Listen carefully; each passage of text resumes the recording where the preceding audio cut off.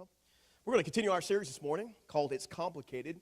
It's a series on love, dating, and marriage and relationships. Really, some of the things I'll be sharing today, you can use, some of them will be obvious, like that don't work, with this relationship. But some of these things I'll be sharing over the next few weeks is going to really work with all types of relationships, and we'll kind of pick apart those that is obviously just for marriages, obviously just for dating and all that kind of stuff. It'll be pretty clear. And so, over the last 19 years as a pastor, I've had an opportunity to do a number of weddings, as you can imagine. And one thing that's been pretty consistent over the many weddings that I've done, I like doing weddings; they're fun. The first one I did was was my son, so that was pretty cool when he got married. But the one thing that has stayed consistent with all weddings that I've done so far is there's some type of vows that happen. Some people use like more modern vows, which I think is pretty cool. People write their own vows, and it's awesome. And some use a more traditional vow, so to speak, when they're standing there with this person they're gonna become one flesh with, and all that kind of great stuff. And the vows, we've all been at weddings, so the vows go something like this: I, Jared, take you, Angie, to be my wedded wife. Does that sound familiar to anybody? You know what I'm saying? Okay. To have and to hold from this day forward, for better, for worse, for richer, for poor, in sickness and health, to love and to cherish, till death do we part. So, all the vows, all the weddings that I've done, there's something like that pretty much kind of happens. And I was thinking about this. Do you know what you committed to when you made those vows? Oh, yeah. You know what you committed to? Being broke and sick together until you're dead. Sometimes it's all like, yes, we have committed to this relationship for eternity, and yes. You committed to being broke and sick until you're dead. And it's like, man, gosh, that is awesome. That's great. There's something powerful about love, about dating, about marriage. And in fact, it's part of God's original design for us to be united at the deepest level. And we see this happen way back in the beginning of the Bible, at least the recorded scriptures in Genesis. We see this uniting together. Genesis, for those that don't know, is the first book of the Bible. The Bible, or it's on your app. You have an app? How many have a Bible on your phone?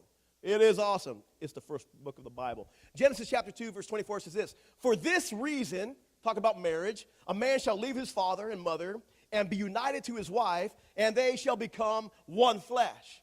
Last week we talked about becoming one flesh, and it was pretty, I don't know. I thought it was a good service. It was a good message. And this idea of becoming one is not just in sexual in nature. It's everything about you, physically, of course, spiritually, emotionally, economically, two families. How many of you got like, man, I love my husband, I love my wife, I'm dating this guy, I'm dating this girl, but man, Uncle Joe, he drives me nuts.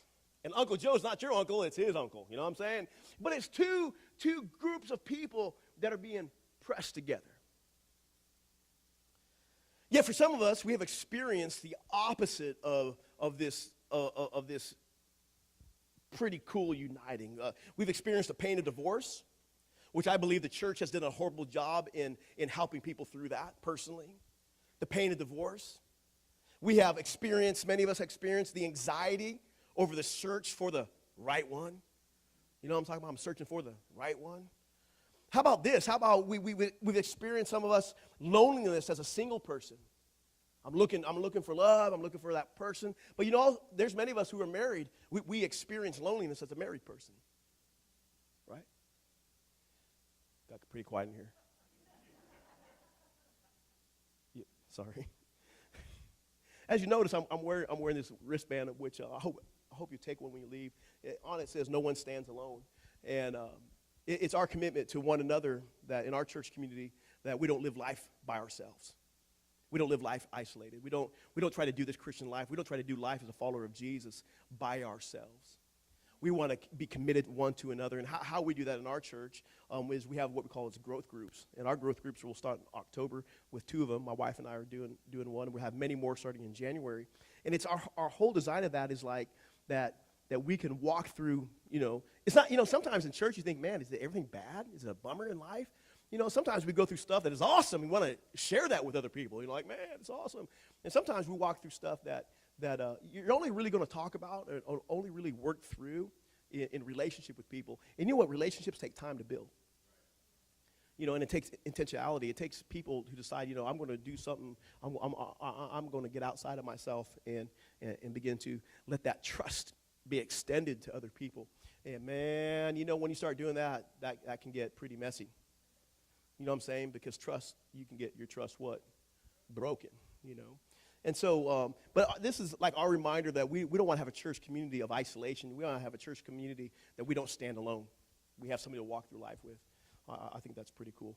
The purpose of the series is to take, the purpose of why we're teaching on love, dating, and marriages that work in all types of relationships is relationships can be complex. Relationships, marriage, and dating can be what? Complicated. And I want to use the words of Jesus in a very straightforward and practical way and try to bring some common sense back to relationships. And so if you bear with me over the next few weeks, and hopefully you'll come back if you're a visitor, bringing your kids to the petting zoo. It's awesome. I'm going to try to get an alligator next time. All right? Right, Travis? Mm-hmm. But you're a Denver fan, so I don't know if you can come. Anyway, let me talk to these guys over here. All right, I'm just listening. Yeah, I think I got a friend that brought an alligator to his church. It's like, you probably thinking why we're doing that? Because I'm going to tell you why we're doing that. How many years I wonder, what the heck are you doing? Why are you doing that? We're going to do things that other churches don't do so we can reach people that won't go to church. I don't know about you. When I was growing up, I didn't grow up in a Christian environment. I didn't have that privilege of being raised like my kids were in an environment of grace. I was raised not in that. And Jesus didn't save me until I was 25. But I tell you what, I would never have gone to most churches. When I was 15 years old, 16 years old, 17 years old, they were hateful. The ones I did go to were very religious. I wanted to wear a hat. I couldn't wear a hat. They tell me to pull my pants up. I didn't want to. You know what I'm saying? I think we should create church communities where you can have fun and you can let down and you could be a place where, like, you know what? My life is not good. You know what I'm saying? And you're still loved and cared for. Jared, that's too good to be true. Well, welcome to what church is. Too good to be true. Amen. So, this is what this series is about, is we want to bring some common sense back into our relationships. How many of you have done this? You ever looked for, like through books or maybe on the internet, everything on the internet's true, you know that? You're looking for advice. You need advice, right? So you look for advice, or you go to ask somebody for advice, but that advice wasn't very helpful. You know what I'm saying? Do you know you can get dating advice on Twitter? You can. You can get dating advice on Twitter. If you don't know what Twitter is, it's on the internet. It's a social media site. If you don't know what that is, God bless you. It's okay. Right? So let me give you some dating advice that I found on Twitter. Dating advice from Twitter, #unhinged. Number one, dating advice. Those are dating, okay? You can do this for marriage too, I guess. Number one, dating advice from Twitter, correct their grammar at every opportunity. You'll look clever, and they will appreciate benefiting from your great wisdom. You know what I'm saying? Dating advice number two. If he does not answer your text messages in the first 10 minutes, keep sending him texts until he does. Oh, sorry, ladies. Well, you better move on, Jared. Number three, how about this one? If this is you, just kind of look forward, straight ahead, all right? Don't go like this. It's usually a guy thing. Oh, man. Sit having a conversation on your phone. She'll appreciate the challenge of winning your attention. Ooh, dating advice from Twitter, Unhinged. I hope you recognize some bad advice. So I'm hoping that I can give you some good advice this morning. And I would see it as Jesus' advice for love, and for some of us, finding the one. You know what I'm talking about?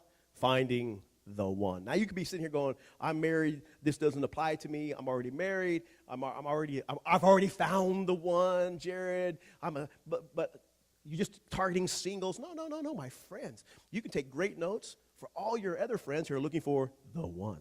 All right? You know what I'm talking about, the one? You with me? Are y'all looking like you don't have a clue what I'm talking about? Some of you found the one already, okay? But you're going to take some notes, and we'll all take notes some today, and we can help our friends who are looking for the one, all right? And if you have a teenager or preteen kids, I would be taking notes very fast. This is going to help you. Jared's going to help you today. In the Bible, there's not a lot of scriptures that talk about dating. Like if you go into the Bible and you're like, I want to build my life from the scriptures out, Jared, and I'm going to the Bible to find the scriptures on dating, you're not going to find much. All right, in fairness. And because most marriages were arranged when the scriptures were being penned, they just say, hey, Dan, you're getting married. Let me find a girl for you, Dan. You know, so they arranged marriages back then, and for maybe some good reasons, I guess. Nowadays, it just doesn't really happen as much. You know, culturally, it's not really accepted, especially in the United States. You don't hear of too many people, you know, arranged marriages, and if you did, you're like, you guys are weird. And if you had an arranged marriage, you're not weird, okay? And so you just don't hear about it too often. So that's why you can't go in the scriptures like, I want to build my dating advice off of what the Bible says, and if somebody tells you they've built their entire dating theology off the scriptures, they've lied to you. They haven't done it. It's not there. But what we can do is go in the scriptures and look at how relationships are happening in the scriptures, and we can kind of apply that to our topic about looking for love and finding the one. I love saying it that way. I'm sorry. It's cool. To do this, I put some do's and I did it in a form of do's and don'ts. It's in your notes, okay? Courses will apply to both married people and single people in some ways, except for the first one. The first one's not going to apply to everybody, okay? But you'll understand. Well, you'll understand because I'm going to tell you. Do's and don'ts for finding the one. Number one, don't rush the relationship. Don't rush the relationship. Now, I'm a big, fat hypocrite because me and my wife, we rushed everything. You know, we've been together since she was 14 and I was 17. We've been living together since she was 15 and I was 18. And so you can put the math together. And we rushed everything. Had kids before, you know, she was 17, had 2 kids. And so, you know, but don't rush the relationship, man. Now, for us, being together now 28 years, married for 10, it's awesome. But anyways, yeah, don't rush a relationship. That would be the first one to kind of put down on your paper. One of the areas that we have been able to grow in has been learning how to guard our hearts. I won't explain what that means for some of us who just I have no idea what that would look like and mean. How to guard our hearts in relationships, and I want to help people learn how to do that. And so let me explain. Proverbs chapter 4, verse 23 says this: above all else, guard your heart, for everything you do flows from it. Can you say this word with me? Everything. A little more strongly. Everything.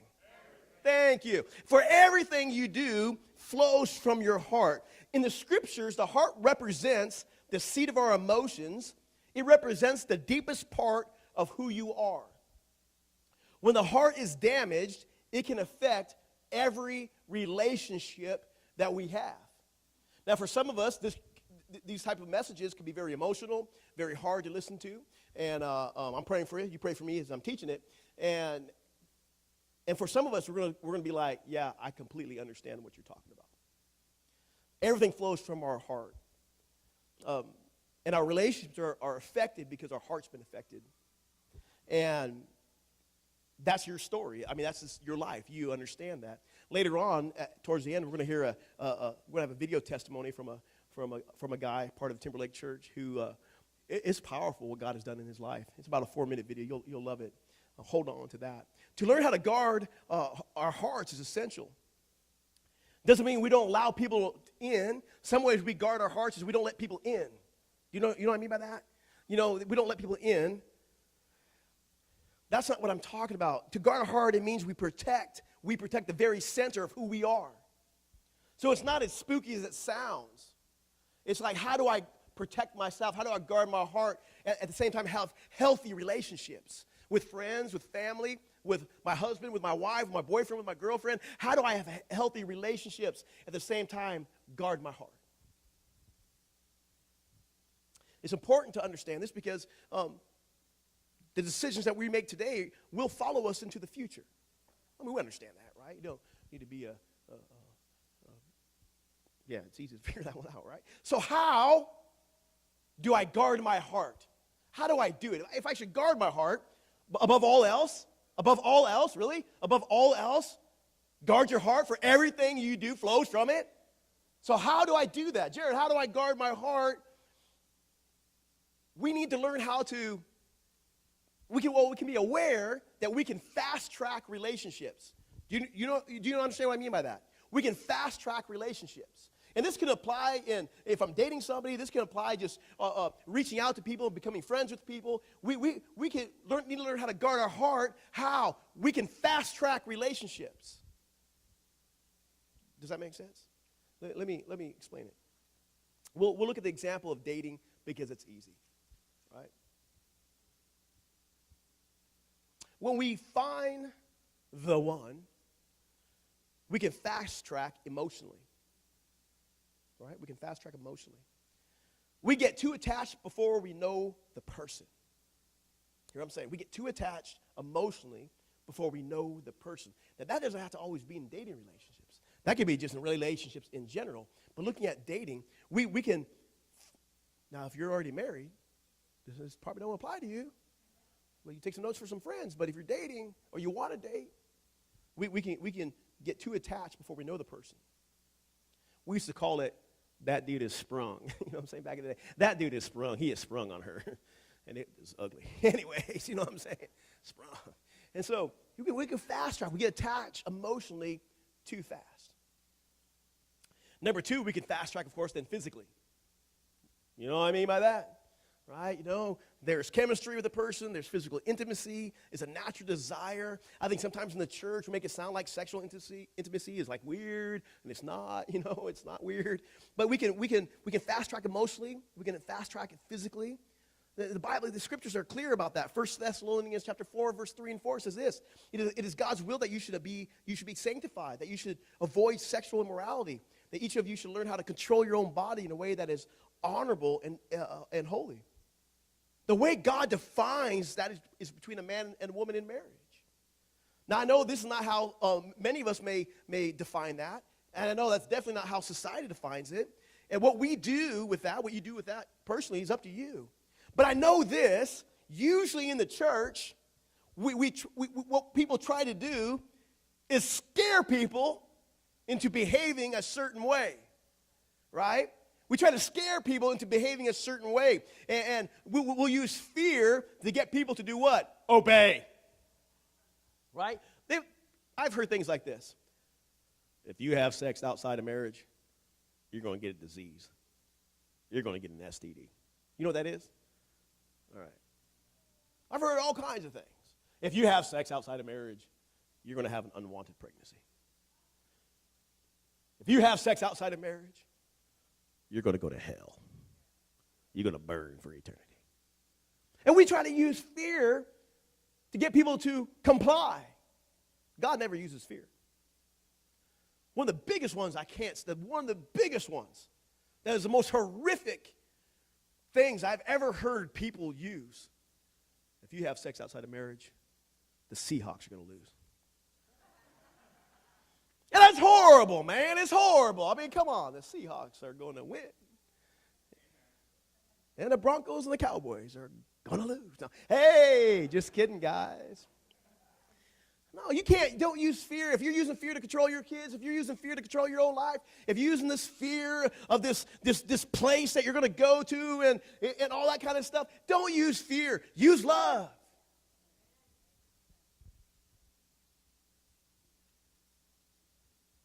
We all know that some of those things are taken care of by protection, right? That they're passing out in middle schools nowadays, right? I mean, they are. All those things, some of these things are taken care of by certain protections. And the problem is that does nothing to protect your heart. And every time your heart attaches to another person in an intimate way and there's a breakup, it leaves a wound and a scar. Now, for some of us, oh, man, we can go, oh, geez, here we go, the religious talk about all this stuff. You know, Jerry, it's 2016. You know, we roll our eyes, and that's cool. That's where you're at. That's awesome. I'm not really talking to you anyways. The people I'm talking to are the ones that have experienced that, and they have regret, and they have shame. And some religious person's come along and said, well, that's what you get. No, man. The ones that are just like, oh, my gosh. Hey, cool, man. Oh, my gosh, it's cool. The rest of us that have experienced this, I want you to know there's now no condemnation for those who are in Christ. I want you to know that Jesus is not holding that against you. I want you to know that his love for you is unconditional, unwavering, and unmatched. And you don't have to live in fear, and you don't have to live in brokenness, and you don't have to live with this pain. And you can say, hey, look, man, I got it. It's great. I'm working through it. It's awesome. Jesus still loves me. God bless you. Have a donut. But we don't want to hear that kind of stuff because we want people to suffer. Why people don't go to church? Because we want to teach suffering. Suffer. Yeah, Jesus suffered for you, so you don't have to, friend. That is good. That's good preaching. Now, if you say, Jared, honestly, I haven't followed Jesus in that way, first that's, what do I do about it? Start today. But it's not going to be easy. It's not going to be easy. Every dating relationship you have except one will end up in a breakup. You know that, right? Every dating relationship you have except one will end up in a breakup. So how? So it's important to proceed with caution when you're dating, when you're moving towards that direction. You're like, Jared, I'm married, this doesn't apply. Great, write some notes for your friends that do, right? Every relationship you have, every dating relationship is going to end up in a breakup, except one, right? You can't be married to multiple people. If you are, that's weird. If you are, man, you must have great energy and lots of time and a bunch of money, all right? So how do you avoid making a bad decision when your brain is all messed up with emotion of real physical attraction? How do I proceed with caution? How do I do this? Couple of thoughts for you. Decide what you're looking for ahead of time and write it down. What am I looking for? Write it down. Number 2, it's not in your notes. These are just free. Include people in your life who can share wisdom with you. Include some people in your life that just can share wisdom. Now, wisdom and advice is not like you better do what I say, Dan, or else. That's not wisdom. That's just commanding people to do something. Wisdom is, hey, man, I wouldn't do it that way. And, that guy or that girl, oh, man, I know that person. I'll give you some ideas. And if when we move down that road and it doesn't work out, we just kind of walk with each other and laugh, okay, and cry, okay? Why? Proverbs 15:22 says this. Plans fail for the lack of counsel, but with many advisors, they succeed. This could be good for every relationship. Business relationships, friendships, boyfriend, girlfriend relationships, life like that. Some of us don't ask questions because we don't want the answer. I know that's to be true in my life. Something I don't ask, I don't want the answer, man. Should I eat 4 donuts? Some will say yes, some will say, Jared, no. You should not eat 4 donuts. Why? Because you're going to be complaining later on how much you got to work out. All right? I'll be sweating in the gym with Ray, working out the donuts, right? So we don't, some of us don't ask about these relationships because we don't want the answer because maybe she may be your financial security. Maybe he's your sexual outlet. And when you start asking those types of questions, when you start moving down that road and we start asking questions and we start really examining, am I looking down the road and these decisions I'm making, where's it going to end up at? Okay? It could be great. But to know some things before you get there is like a gift, right? So let every goal, in your notes, of every dating relationship, let that goal be to become friends. Most likely his 6-pack will turn into a mini cake someday. I'm sorry, it's probably going to. So you better make sure you like him. Hear this. You better make sure you like him, not just love him. I've been with the same girl for 28 years. Let me tell you something. Love is an emotion that wavers. Love wavers. That feeling of love wavers. You better hope you like her. You better hope you like him. Not just, I love her so much, man. Oh, man, every time I'm around him, my heart, ooh. And then, but do you like him? Do you like her? Because when the body starts changing, and the bank account starts to change, and you come home one day and you find out that he has this disease or she has this disease, I mean, what are you building it on? Love or likeness? Something to think about, right? So how to proceed with caution. Number two, do pay attention to warning signs. So number one is, the goal should be to be friends. Number two, do pay attention to warning signs. Do pay attention to warning signs. Now, this can mean one thing for married couples and another for single people. If you're dating someone, or if you're building friendships with somebody, look towards their behavior and their character. Look for warning signs. What are some warning signs? Proverbs 29:22 says this: an angry person stirs up conflict, and a hot-tempered person commits many sins. I believe men deal with anger probably more than women, not just men, but probably more than women. And men can have this issue with outbursts of wrath, have this issue with anger. I know I have struggled with that, and I continue to struggle with that at times. You ever hear a preacher say, yeah, I struggled with that in 1926. It's like 2016, bro. So anger. Women, you're not off the hook, though. Proverbs 21:9 says this: it's better to live on a corner of the roof than share a house with a quarrelsome woman, right? So we have men and women working in this together. It's awesome. A couple things. What are some signs? What are some warning signs? Don't worry about all the people walking around. They're just getting in a position to do other things. Number one, how do they handle money? I mean, you're talking about dating. You're talking about spending your life together. How do they handle money? I don't know. You probably should find out. Number two, does he or she have an outburst of anger issue? Do they have an outburst of anger issue? Number three, watch how he or she gets along with her family, friends, roommates. I mean, you're going to plan on spending your life with this person. If he treats mama bad, treats daddy bad, and she treats roommate, you think he'll treat you different because you're in love?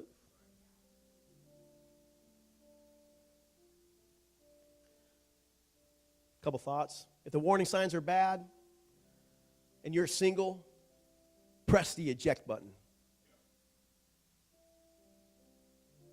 I don't care how much time you have into it. I don't care how much drama or trauma you think it's going to cause. Press the eject button early. If you need help to do that, you just say, Jared, I need some help to do that. Well, I'll get on the phone with you. You can call him up or you can call her up. I'll get on the phone and say, hey, I got some good news for you. Jesus loves you. But I got some bad news for you. This thing is over. Don't call her again. Sometimes what if I'm married? What if I'm married and I'm seeing some warning signs? This is not the time oh, good, I'm out of here. No, get some help. You're seeing some warning signs in your marriage. You know what you do? You get some help. You get in a growth group. We're going to do some great stuff coming in January and February. It's going to give us some help. Maybe your finances are out of order. Get some help. We're going to do Financial Peace University in January or February this year. Get some help. The number one begin to break down in relationships, in marriage is what? Money. Get some help. Don't bail. Don't go, I'm out of here. No, don't bail. Get some help. Don't suffer alone. No one stands alone, right? Don't suffer alone. You can't bail. Number three, don't expect perfection. Don't expect perfection. Don't buy into the fairy tale myth that people are perfect. The prince and princesses they don't exist. In Proverbs we read, who can say, I have kept my heart pure, I'm clean without sin? No one. Don't expect perfection doesn't mean we don't change or we look to bail when the going gets tough. It doesn't mean that we look at our lives and we look at, I've done this and that, and now I'm reaping some fruit of what I've sown, some seeds I've sown, and man, it's hopeless for me. No! Jesus is the hope, friend. This is beyond religion. This is beyond going to church and, man, I'm going to get my church on. I'm talking about, there's some of you in this room, you're suffering. Get some help. Don't live life alone. Get some help. Number 4, do ask this question. This person I'm connected to, and this could be dating, this could be relationships that we're reaching out to, friendships. Do they bring the best out of me? Or do they bring the worst? Man, if they bring the best out of you, how do I know if I can see the best is bringing me? I'm talking about, how do I know this? Galatians 5:22 and 23, the fruit of the Spirit is love, joy, peace, forbearance, kindness, goodness, faithfulness, gentleness, and self-control. They bring this out of me. You might have a good match. It's not going to be perfect, friend. You're going to struggle. Anybody that comes to you and like, man, I've been married 32 years. I've never had an argument with my wife. They're liars. Or they have a very strange relationship. Or they define argument in a way that is like, okay, you're arguing, friend. Number 5, don't forget God's purpose for your life. What is God's purpose for my life? Seek first the kingdom of God and his righteousness. Am I a seeker of Jesus? And everything else falls into place. That's part of God's plan for your life. As a Jesus follower, to seek Jesus. I want you to meet Chris this morning. Chris is part of the Timberlake Church family. He attends our Redmond campus. And, man, I want you to meet Chris and hear his story. It's about 4 minutes long. I think some of you are going to be blessed by it.